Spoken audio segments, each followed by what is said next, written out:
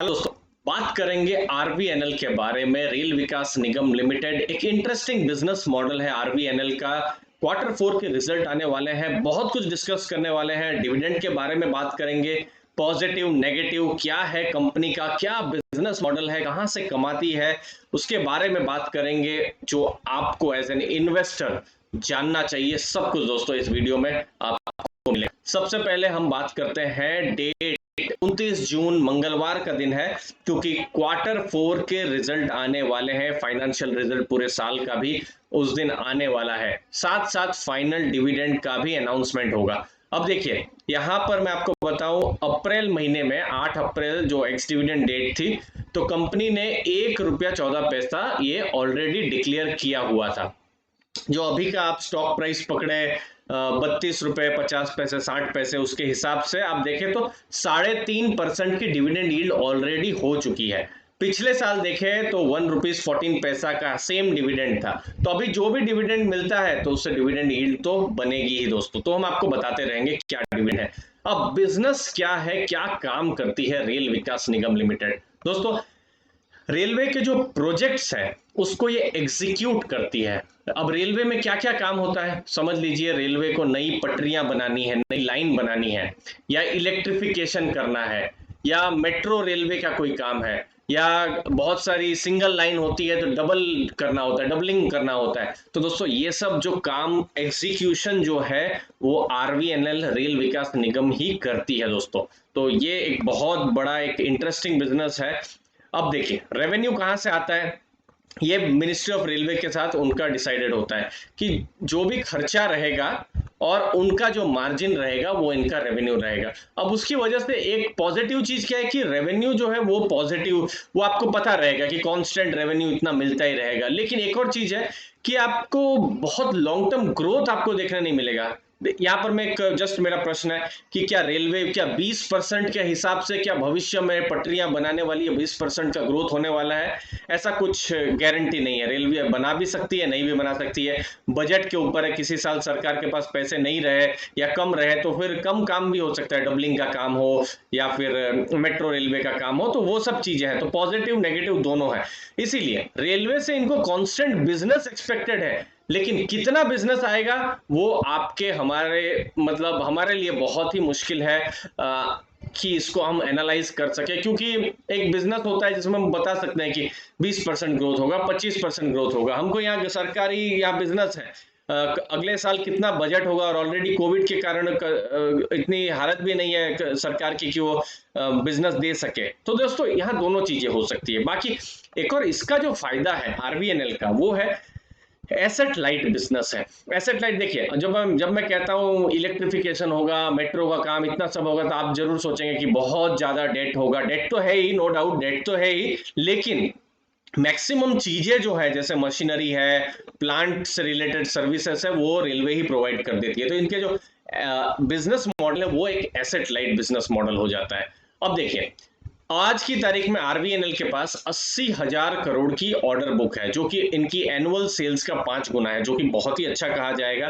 लेकिन कुछ जो जो 40% प्रोजेक्ट्स हैं, जो लॉन्ग टर्म के प्रोजेक्ट्स हैं, जो 5 से 7 सालों के बीच में है, जो हिल एरिया में प्रोजेक्ट्स है, जैसे हिल एरिया में उत्तराखंड हो गया, या फिर यहाँ पर आप यहाँ पर उत्तराखंड है, फिर हिमाचल प्रदेश है, वहां पर बिलासपुर है। तो इन सब जगहों में हिल एरिया जो है, वहां के ये सब प्रोजेक्ट्स है। 60% प्रोजेक्ट जो है वो मूविंग प्रोजेक्ट्स है, डबलिंग के प्रोजेक्ट्स है, और बाकी नई लाइंस के प्रोजेक्ट्स हैं। तब देख सकते हैं दोस्तों, मैक्सिमम इनका जो ऑर्डर है वो नई लाइन।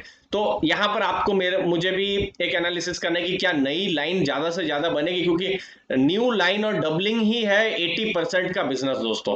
तो क्या ये भविष्य में रेलवे और ज्यादा ग्रोथ करेगा, डबलिंग होगी, नई लाइनें क्या बिछाएगी रेलवे, तो आरवीएनएल पर आपको हमको यहाँ हम पॉजिटिव हो सकते हैं। ये सब जो डेटा लिए हैं दोस्तों, मैंने एचडीएफसी सिक्योरिटीज की रिसर्च रिपोर्ट से लिए हैं, तो आप भी उनको स्टडी कर सकते हैं। बहुत ही इंटरेस्टिंग रिसर्च रिपोर्ट लगी, और वही सब मैं यहाँ पर आपके साथ शेयर कर रहा हूँ। अब देखिए, आरवीएनएल में नेगेटिव क्या है। ऑर्डर बुक तो 80,000 करोड़ की है, जो कि बहुत ही अच्छा कहा जाएगा। लेकिन क्या एग्जीक्यूट कर पाएगी आरवीएनएल? हमको उम्मीद है जरूर कर पाएगी, लेकिन ये एक रिस्क है ही। कभी हो सकता है, अलग अलग रीजन हो सकते हैं दोस्तों। तो पेमेंट डिले भी कभी हो सकता है, गवर्नमेंट की तरफ से पैसा नहीं आया, वो भी एक नेगेटिव है। रेलवे पर पूरा डिपेंडेंट है, इनको मैक्सिमम जो 95% से ऊपर जो भी प्रोजेक्ट्स हैं इनके रेलवे से मिलते हैं, तो इसीलिए रेलवे पर पूरा बिजनेस आज की तारीख में इनका डिपेंडेंट है। तो रेलवे अगर कल प्रोजेक्ट नहीं देगी तो वो इनका ग्रोथ नहीं होगा। फिर पटरियां बिछानी है, डबलिंग का काम है, तो दोस्तों यहाँ पर इन्वायरमेंटल क्लियरेंसेस का काम होता है, लैंड एक्विजिशन का काम होता है। रेलवे को अगर जगह नहीं मिली, लैंड नहीं मिला, तो फिर प्रोजेक्ट डिले हो सकता है, तो इनका जो कैश फ्लो है वो भी यहाँ पर फर्क पड़ सकता है, वो एक चीज है। और फिर गवर्नमेंट को तो स्टेक सेल करना ही है। हमने देखा था पीएसयू कंपनीज ने पिछले क्यों इतने सालों में रिटर्न नहीं दिया, क्योंकि ओएफएस कर रहे थे। बट यहाँ पर तो जेन्युइन ओएफएस जैसा रहेगा। 87.8% अभी हिस्सा है, सेबी के रूल्स के हिसाब से 75% तक उनको अगले साल तक लाना ही है। तो ये भी हमको कभी भी देखने को मिल सकता है, ये स्टेक सेल जैसी चीज दोस्तों। तो इसको आपको बिल्कुल ध्यान में रखना है। अब मैं इंपॉर्टेंट फाइनेंशियल्स जो है, जो मेरा जो स्क्रीनर है उसमें आपको मैं शेयर कर देता हूँ। स्मॉल कैप कंपनी है, 6,700 करोड़ के आसपास मार्केट कैप है। ये स्टॉक प्राइस है जब मैं ये वीडियो बना रहा हूँ। प्राइस अर्निंग रेशियो 7.86 है, लेकिन मैं बुक वैल्यू पर फोकस करूंगा। बुक वैल्यू 26.1 है, प्राइस टू बुक 1.25 है, 4 है, जो कि ठीक ठाक है, मतलब थोड़ी सी यहाँ पर कंफर्ट आपको देता है। डिविडेंड यील्ड 3.5% है, वही देखिए 1 रुपीज 14 पैसा का। अभी तो डिविडेंड यील्ड बढ़ जाएगी क्योंकि नया डिविडेंड आने वाला है, तो मुझे उम्मीद है कि ये डिविडेंड यील्ड तो इंक्रीज हो जाएगी। Return on capital employed decent है, 11.8। 12 से ऊपर हो तो ज्यादा कंफर्ट रहता है, क्योंकि देखिए यहाँ पर डेट भी है कंपनी की बुक्स में, डेट टू इक्विटी 0.88 है, तो डेट भी है। रिटर्न ऑन इक्विटी भी ठीक ठाक है। तो ओवरऑल जो देखिए कैश भी है।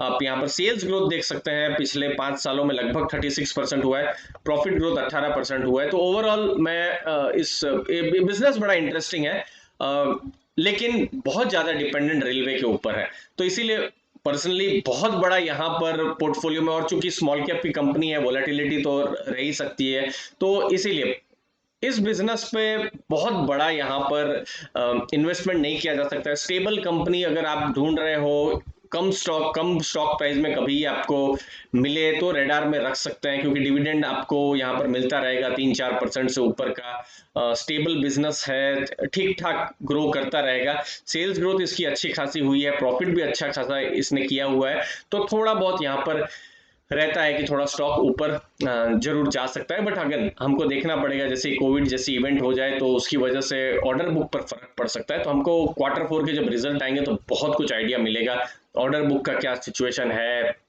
इसके अलावा क्या गवर्नमेंट का कहना है, क्या इनके पास, जैसे भारत इलेक्ट्रॉनिक्स में बिल्कुल सरप्राइजिंग रहा। भारत इलेक्ट्रॉनिक्स में कहा था कि उनके पास बहुत बड़े प्रोजेक्ट्स हैं, प्रोजेक्ट्स आने वाले हैं, और आपने देखा स्टॉक प्राइस 150 से 165 66 ऊपर अचानक से पहुंच गया। तो अगर क्या वैसे, क्या रेलवे में भी क्या संभावनाएं हैं, हमको पता चलेगा, और बाद में जो मैनेजमेंट कमेंट्री होगी उससे बहुत कुछ पता चलेगा। दोस्तों मैं आपके पास इंफॉर्मेशन लाता रहूंगा, जो भी लेटेस्ट होगा। कोई भी डाउट्स हो कमेंट सेक्शन में जरूर पूछे दोस्तों, उसका मैं उत्तर दूंगा, जरूर दूंगा। हर कमेंट का मैं उत्तर देता हूं। आपने अपना समय दिया दोस्तों, उसके लिए बहुत बहुत धन्यवाद।